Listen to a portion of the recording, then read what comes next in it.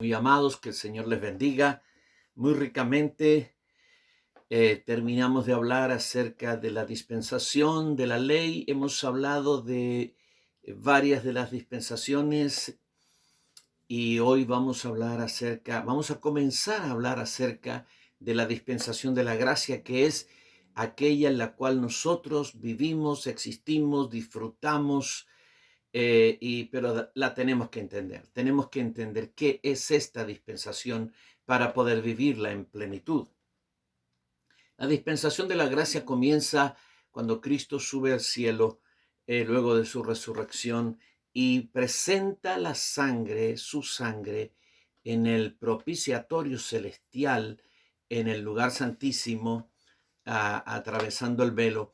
Allí se consuma su obra expiatoria, el perdón de los pecados es completamente conseguido, la justificación, la salvación y todas las bendiciones que están dentro del nuevo pacto, allí finalmente se confirma, se consolida, se establece totalmente el nuevo pacto y su poder, porque la dispensación de la gracia está establecida en base a este pacto que vamos a ver en un momento. Luego tenemos que entender que esta dispensación comienza en el último capítulo de cada evangelio, luego de la resurrección del Señor, y termina cuando la iglesia es arrebatada, en el arrebatamiento de la iglesia. Cada dispensación comienza con un pacto y termina con un juicio. La dispensación de la gracia es exactamente igual. Comienza con el pacto o el nuevo pacto establecido por el Señor aquella noche antes de que Él fuera entregado y apresado en Getsemaní, luego crucificado. Comienza con el nuevo pacto y termina con el gran juicio de la tribulación, de la gran tribulación, aquel juicio que comenzará una vez que la iglesia sea arrebatada. Ahora, es interesante e importante que hablemos del nuevo pacto. Hay muchísimo que se ha hablado sobre el nuevo pacto y hay muchísimo para hablar sobre el nuevo pacto. Lo que yo estoy hablando en esta serie es pincelazos, es un pantallazo, pero creo que del nuevo pacto tenemos que hablar y vamos a dedicar un buen tiempo en esta serie para hablar acerca del nuevo pacto y la diferencia con el antiguo pacto. Pues bien, el nuevo pacto es llamado así, nuevo pacto por el Señor Jesucristo, por causa del antiguo pacto que Dios hizo con Israel.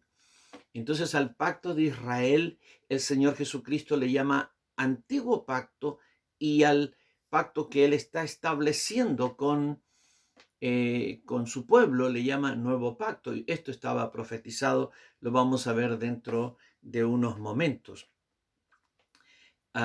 Este nuevo pacto se refiere a la manera en que Dios tratará con su pueblo Israel. Cuando el nuevo pacto fue profetizado para Israel. Tenemos que entender esto. Así es que en algún momento, más adelante, una vez que Israel se convierta, al final de la gran tribulación, el nuevo pacto comenzará a operar sobre Israel, con el pueblo de Israel. Todas las bendiciones del nuevo pacto, las espirituales y las materiales, van a caer sobre Israel, las que el Señor menciona aquí. Aunque para la iglesia hay otras bendiciones aparte, que son grandiosas y que son solo exclusivas de la iglesia. Pero hablemos de este pasaje que está en el libro de Hebreos capítulo 8, versículos 8 al 13. Porque reprendiéndolos dice, aquí está tomando el pasaje de Jeremías. Reprendiéndolos dice, he aquí vienen días, dice el Señor, en que estableceré con la casa de Israel y con la casa de Judá un nuevo pacto. Ya entendemos que Israel y Judá, las naciones se habían dividido y era una sola, pero Dios aquí habla de estas dos naciones que son todo su pueblo de Israel. no como el pacto que hice con sus padres, el día que los tomé de la mano para sacarlos de la tierra de Egipto, porque ellos no permanecieron en mi pacto y yo me desentendí de ellos, dice el Señor. Por lo cual, este es el pacto que haré con la casa de Israel. Después de aquellos días, dice el Señor, pondré mis leyes en la mente de ellos y sobre su corazón las escribiré, y seré a ellos por Dios, y ellos me serán a mí por pueblo. Y ninguno enseñará a su prójimo, ni ninguno a su hermano, diciendo, conoce al Señor, porque todos me conocerán, desde el menor hasta el mayor de ellos, porque seré propicio a sus injusticias y nunca más me acordaré de sus pecados y de sus iniquidades. Al decir nuevo pacto, ha dado por viejo al primero, y lo que se da por viejo y se envejece está próximo a desaparecer. Esto es Hebreos 8, del 8 al 13. ¿Qué es lo que establece aquí el Señor en este nuevo pacto? Establece primero un pacto nuevo con Israel y con Judá, con todo el pueblo de Israel, completo, la nación. El nuevo pacto no será como el pacto de la ley, no un pacto condicional, sino un pacto incondicional. Israel no permaneció en las condiciones del pacto y Dios se desentendió de ellos, es decir, quedó sin obligación de cumplir el pacto, porque al ser la ley un pacto condicional, si una de las partes no cumple el pacto, la otra queda libre para no tener que cumplirlo. Y así ocurrió con Dios. Israel no cumplió el pacto y Dios se desentendió de ese pueblo o de Israel en relación a las promesas del pacto. Ahora, este nuevo pacto será incondicional. Incondicional. Hablamos en unos capítulos anteriores acerca de los pactos condicionales e incondicionales.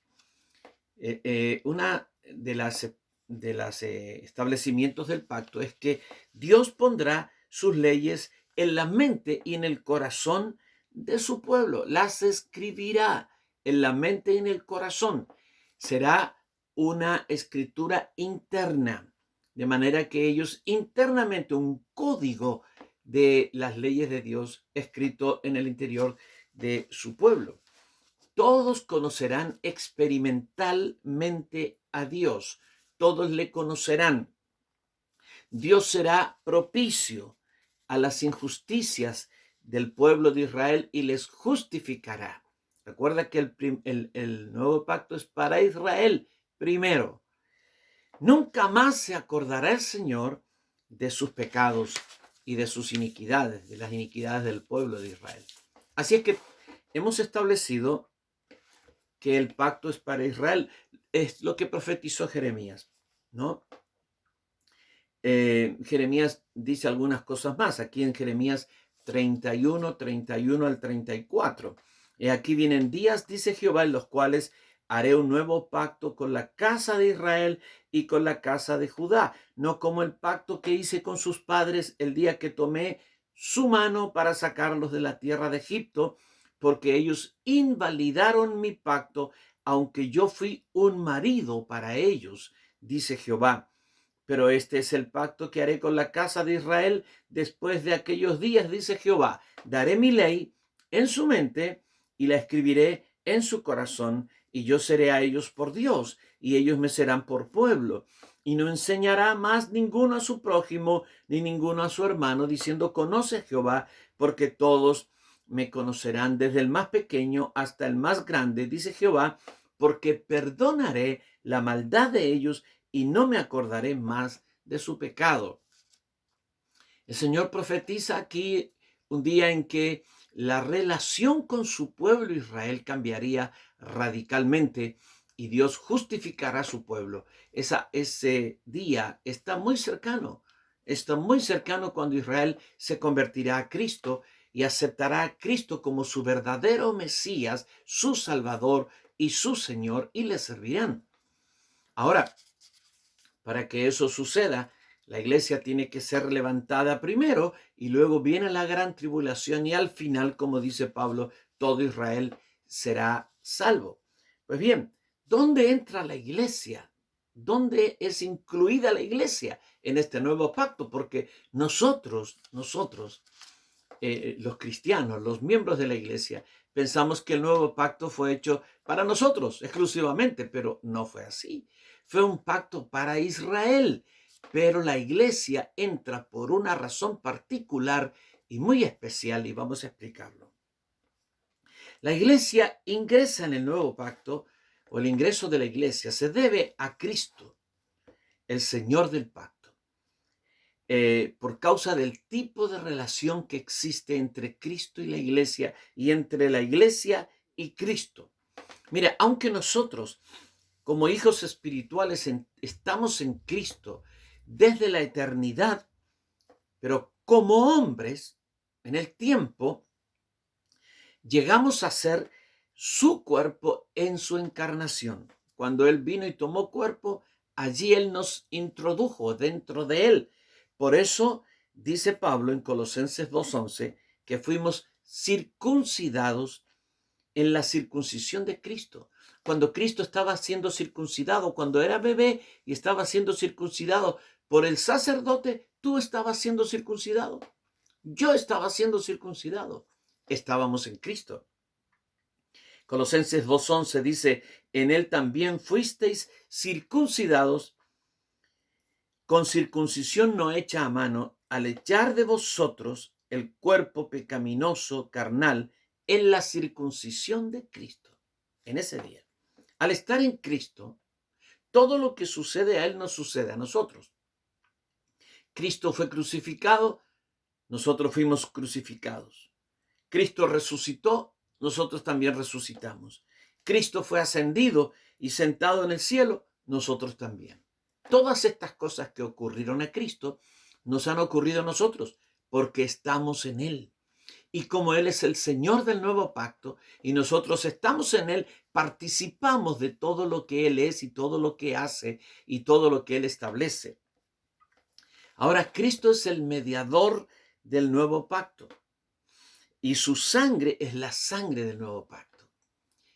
Cuando se estableció el primer pacto, se mataron animales, se sacrificaron animales y el libro del pacto se roció con sangre y el pueblo también fue rociado con sangre y eso fue el establecimiento del pacto de Dios con Israel y de Israel con Dios. Para el nuevo pacto también se establece la sangre y la sangre también, y ahora es la sangre de Cristo, no la sangre de animales, la que es introducida en el lugar santísimo en el cielo y nosotros somos rociados con la sangre del Señor Jesucristo. Por eso Pedro dice, elegidos para ser rociados con la sangre del Señor Jesucristo, como en el antiguo pacto, nosotros, la iglesia, en el nuevo pacto. Entonces, su muerte y el derramamiento de su sangre están completamente comprometidos con el nuevo pacto y también comprometidos con la redención de todas las personas por las cuales Él murió. La iglesia es la esposa del Señor, la cual fue santificada y separada eternamente por Él por medio de su muerte. Nosotros somos la iglesia, el pueblo redimido, el pueblo santificado, separado, el pueblo escogido y tomado para el Señor. Es lo que Pablo dice en Efesios capítulo 5, 25 y 26. Maridos, amad a vuestras mujeres, así como Cristo amó a la iglesia y se entregó a sí mismo por ella para santificarla. La iglesia es la esposa de Cristo y la iglesia participa de todos los beneficios y las bendiciones del nuevo pacto. Por eso es que el apóstol Pablo dice que somos ministros del nuevo pacto. Y en todo el Nuevo Testamento no se habla del antiguo, sino del nuevo pacto en el cual nosotros participamos. No somos participantes del antiguo pacto hecho por Dios con Israel, sino del nuevo pacto que es establecido por el Señor Jesucristo como mediador y Señor de este pacto maravilloso. Aleluya.